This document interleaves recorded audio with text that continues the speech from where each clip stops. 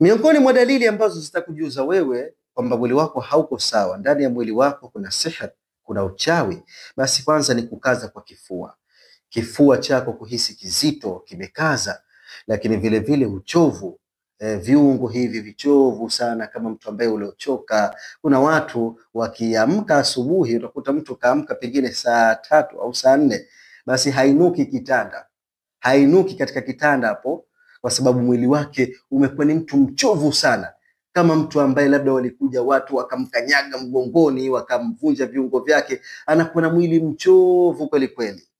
Basi hii ni katika dalili kwamba wewe unafanyiwa uchawi. Na huzuni mara kwa mara, kuna watu wana huzuni, hawana raha katika maisha yao, kutwa mtu amejiinamia, kutwa mtu hana furaha, mtu anadhikika, anatamani kila wakati kukaa peke yake, hawezi kukaa na watu, anahisi watu wanamchukia, anahisi watu hawampendi. Kumbe si hivyo, lakini sasa ile seher ndiyo inamfanya yeye kupata hali hiyo ya dhiki.